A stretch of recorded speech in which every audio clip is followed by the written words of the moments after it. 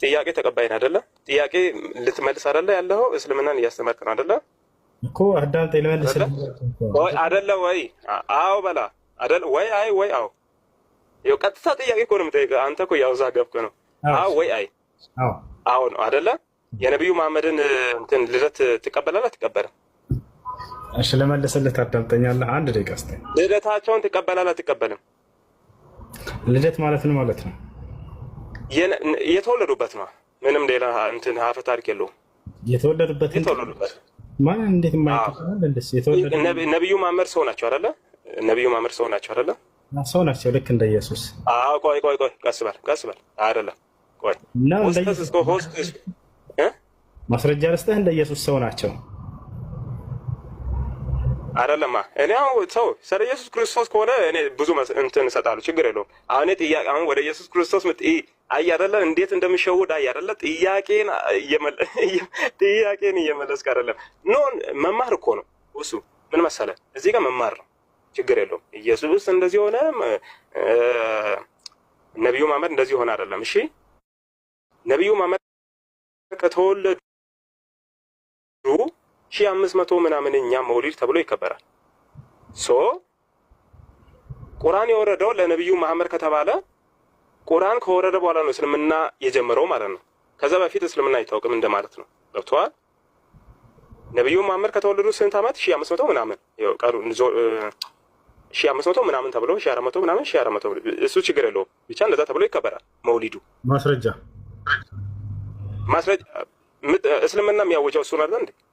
ለምናየው በቲቪው በምን ነው ማስረጃ ወጣ? ትልቁ ላይ ክፈት ወለ ተናገርከው።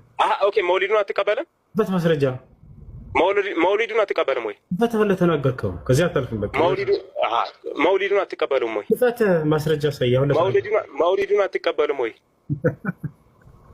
መውሊዱን አትቀበልም? አይ አይደለ መውሊዱን አትቀበልም? አሻዳንተ በቃ አሁን ያሳድርግ። እሺ በቃ መውሊዱን አትቀበልም አይደለም? ወይ አይ እኮ ነው መልስ መሆን ያለበት። ወይ አይ እኮ ነው። መውሊዱን አትቀበልም? አሁን ያሳድርግ። እሺ አዳምጥሽ። መውሊዱን አትቀበልም?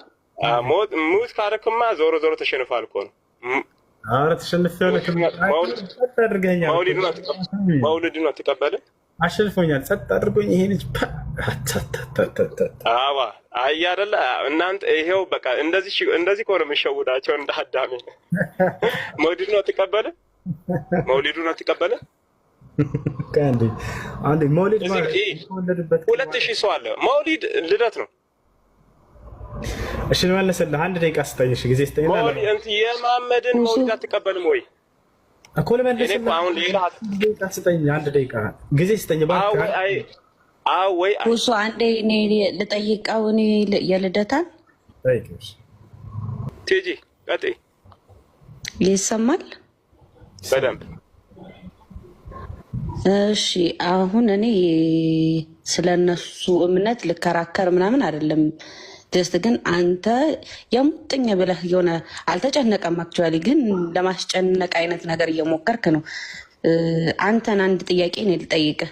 እንደዛ ከሆነ ማለት ነው አንተ ስለ መውሊድ እና ስለ እስልምና እምነት እድሜ እየጠየክ ከሆነ ላይክ በኦርቶዶክስ እምነትም ክርስቶስ ከተወለደ ከፍጥረቱ ጀምሮ ነው ክርስትና የመጣው ብለህ እንትን ልትል ነው ማለት ነው?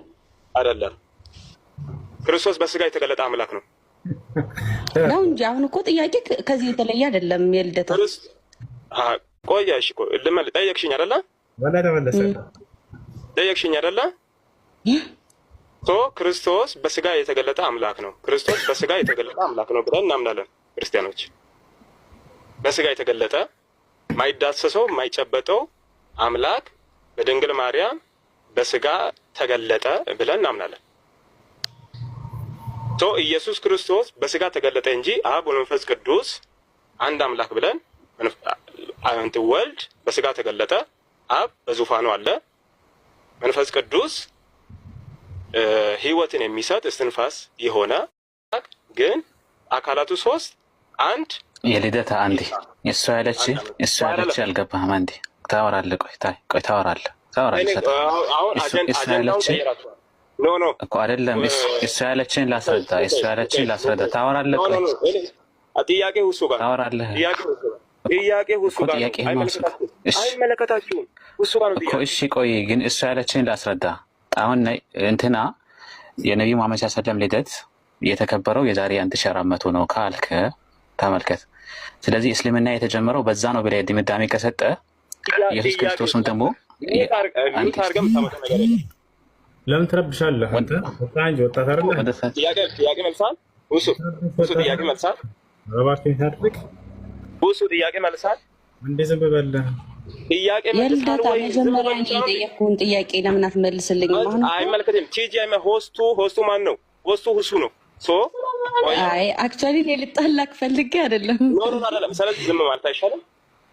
እኔ አሁን አንድ ጥያቄ እሺ ቆይ ሁሱዬ ይቅርታ። እሺ ሁሱ ቆይ ይቅርታ፣ ማርያምን ይቅርታ አንዴ ቆይ።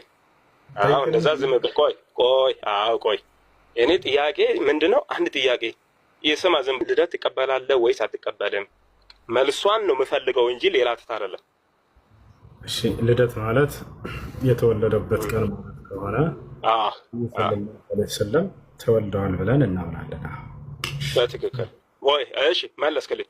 በቃ ተወልዷል ብለህ ታምናለህ። ቁርአን የወረደው ለማን ነው? ልመልስልህ? ታዳምጠኛለህ? ቁርአን የወረደው ለማን ነው? ልመልስልህ? አዳምጠኝ። በማስረጃ ነው። እሺ በማስረጃ ነው መልስልህ። አሁንም የት አድርገህ አዳምጥሽ። አንድ ደቂቃ አወራለሁ። እሺ የት አድርገህ አዳምጥሽ። ችግር የለውም አላወራም። ቢስሚላህ አርረሕማን አርረሒም አልሐምዱሊላህ ረቢል ዓለሚን ወሰላቱ ወሰላሙ ዓላ ረሱሊላህ ሰለላሁ ዐለይሂ ወሰለም። ቁርአን የወረደው በቅዱስ ገብርኤል አማካኝነት በመንፈስ ቅዱስ ምሪት በማን አልኩኝ? አሁን አንዴ ልጋማ እየሰማሁ ነው። አዎ በመንፈስ ቅዱስ ምሪት ቁርአን የወረደው በቅዱስ ገብርኤል ተረጋጋ እንጂ ከማን ነው ዋናው? መጀመሪያ ከማን ወረደ? እሺ ስለዚህ 5 ደቂቃም ሰጣለሁ። ችግር የለም። አመሰግናለሁ ጊዜ ስለሰጣኝ። እሺ ቁርአን በመንፈስ ቅዱስ ምሪት ነው የወረደው በቅዱስ ገብርኤል አማካኝነት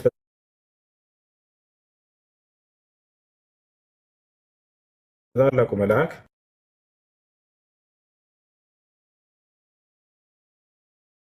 ልስማ እንዴ?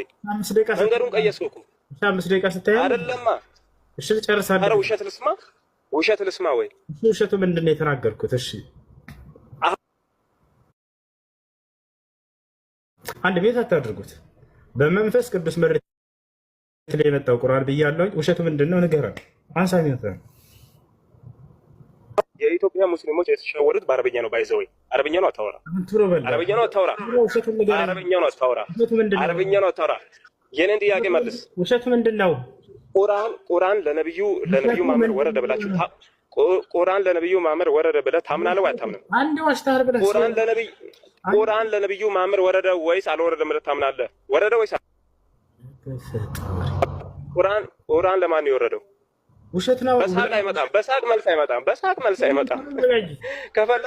እንደፈለግ መሳቅ ትችላለህ እኮ በሳቅ መልስ አይመጣም። ቁርአን ለነብዩ ማመር ወረደ ምን ማለት ይቻላል?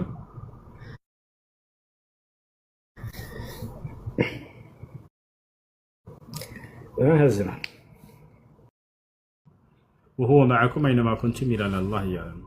እያዳመጥኩ ነው። እሺ የትም ስፍራ ብትሆኑ እርሱ አላህ ከእናንተ ጋር ነው የሚለው ነው። እቺን ቃል ያነሱና ሁሉም ቦታ ለማለት ነው። ላ ሙሉ አንቀጹን አንብቡት ሳትቆራርጡ ከመጀመሪያ። እየተናገረ ያለው አንቀጹ አውዱ ምንድን ነው? ስለምንድን ነው? አንድ አብሮነቱ ከምን አንጻር ነው የሚለውን ማየት አለብን። አብሮነቱ እዛ ጋር እየተናገረ ያለው ከእውቀቱ አንጻር ነው። ገብቶሃል አይደል? ያዕለሙ ማ የልጁ ፊል አርዲ ያለ መጀመሪያ ወማ የኽሩጁ ሚነ ሰማይ እያለ ይናገራል። ወማ የንዚሉ ሚነ ሰማይ ወማ ያዕሩጁ ፊሃ እያለ ይናገራል። ወደ ምድር የሚገባውን ያውቃል፣ ከእርሷም የሚወጣውን ያውቃል፣ ከሰማይ የሚወርደውንም ያውቃል አለ። እርሱ በሁሉም ባላችሁበት ስፍራ ሁሉ ከእናንተ ጋር ነውና። ሲጨርስም በምን ዘጋው? ወላሂ ማ ተዕመሉን በሲር፣ አላህ ስብሓነሁ ወተዓላ በምትሰሩ ስራ ሁሉ ተመልካች ነው እያለ ይናገራል። ስለዚህ እየተናገረ ያለው ስለ እውቀት ነው። ስለዚህ አላህ ከእኛ ጋር አብሮነቱ በእውቀቱና በእይታው እንደሆነ ይገልጻል አንቀጹ። ኢማሙ አሕመድ ብን ሐንበል ታላቁ ዓሊም እርሳቸው መዕየቱሁ ስብሓነሁ ወተዓላ ቢዕልሚሂ ብለው ፈስረውታል። አላህ አብሮነቱ እዚህ ቦታ ላይ በእውቀቱ ነው ብሎ ተናግሯል። ይሄ ነው። እሺ በሌላም ቦታ ላይ ሌላ አንቀጽ ልጨምርልህ አብሮነቱ ከምን አንጻር እንደሆነ። ሙሳ ዓለይሂ ሰላምን እና ሃሩንን ወደ ፈርዖን ጋር ሂዱ ባላቸው ጊዜ አላህ ቃለ ረበና ኢነና ነኻፉ አን የፍርጠ ዓለይና አሉት። ጌታችን አላህ ሆይ እርሱ ፈርዖን በእኔና በሙሳ ላይ በእኛ ላይ ወሰን እንዳያልፍብን እንፈራለን፣ አው አን የጥጋ ወይንም ድንበር እንዳያልፍብን እንፈራለን አሉት። አላህ ምን አላቸው? ቃለ ላ ተኻፋ ኢነኒ መዐኩማ አስመዑ ወአራ። አላህም አላቸው አትፍሩ፣ አብሽሩ እኔ ከእናንተ ጋር ነኝ አላቸው። በምኑ? ቀጥሎ ገለጸው። አስመዑ ወአራ እሰማለሁ አያለሁ አለ። ስለዚህ አብሮነቱ ለሙሳና ለሃሩን ከምን አንጻር ነው? በእይታውና በእውቀቱ ነው። አስመዑ እሰማለሁኝ፣ ወአራ አያለሁኝ። አየህ፣ ስለዚህ በመስማቱና በእይታው አምላክ አላህ ሱብሓነሁ ወተዓላ ከነሱ ጋር ነው። ያ አርረሕማኑ አዛኙ አምላክ አላህ ዐለል ዐርሺ ከዐርሽ በላይ ኢስተዋ ከፍ አለ። አርሽን ከመፍጠሩ በፊት የት ነበር? 7 ሰማይና 7 መሬትን ከመፍጠሩ በፊት አርሽን ከመፍጠሩ በፊት የት ነበር አላህ ሱብሓነሁ ወተዓላ? እሱ እናወራለን። ግን በዚህ በቁርአን አንቀጽ ታምናለህ ወይንስ ትክዳለህ?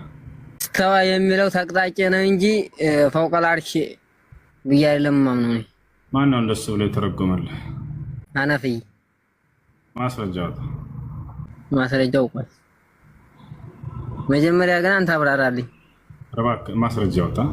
አንድ ሰው ከተናገረ አህባሾችና ክርስቲያኖች አንድ አይነት አካሄድ ለምን ትሄዳላችሁ? ከተናገረ አንድ ሰው ለሚናገረው ንግግር ማስረጃ አዘጋጅቶ መሆን አለበት። አሁን ማስረጃ አውጣ። አርረህማኑ ዐለል ዐርሺ ኢስተዋ አላህ ሱብሓነሁ ወተዓላ በአርሽ ላይ ተቅጣጭ። ይህም ብለን ነው እኛ የምንፈስረው ሐነፊይ ላይ። አሳይኝ ለጊዜው ቆይ ኋላ በድጋሚ እመጣለሁ። እሺ ቡኻሪ ላይ ትርጉሙ ምን እንደሆነ ላሳይ ትቀበላለህ? አሁን ካልከው ውጭ ነው። እሺ ቡኻሪ ላይ የነቢዩ ሰለላሁ ዐለይሂ ወሰለም ተማሪ የሆነው አብዱላህ ብን አባስን ታውቀዋለህ አይደል? የአብዱላህ ብን አባስ ተማሪ ደግሞ ሙጃሂድ አለ። እንዲሁም የአብዱላህ ብን መስዑድ ተማሪ የሆነው ደግሞ አቡል ዓሊያ አሉ። እነዚህ ሁለቱ ታላላቅ ታቢዒዎች ናቸው፣ የብን አባስ ተማሪዎች። ቀጥታ ቡኻሪ ራሱ አስቀምጦታል። አርረሕማኑ ዐለል ዐርሺ ኢስተዋ፣ ኢስተዋ ቢመዕና ዐላ ወርተፈዐ ብሎ አስቀምጦታል ቡኻሪ ላይ አለ።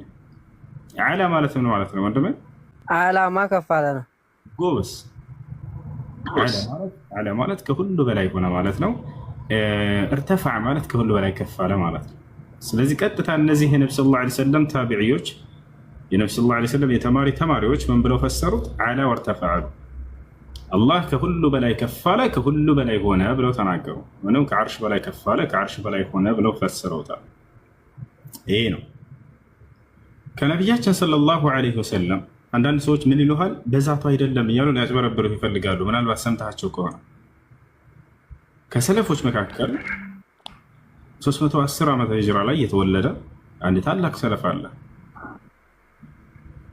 እርሱ ምን እያለ ይናገራል?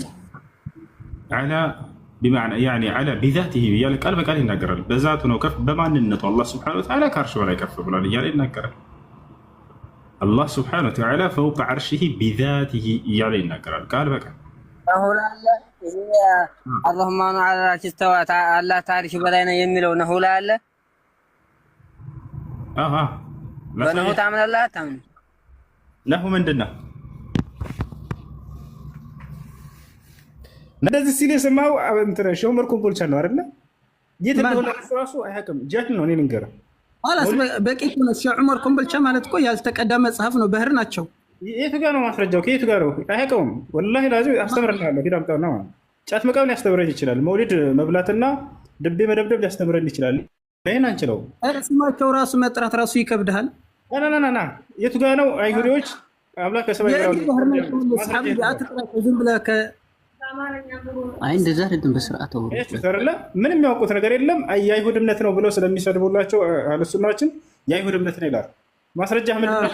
እንደዚህ ብለው እንደሚያምኑ ሲባል እኔ አላውቀውም ይላል።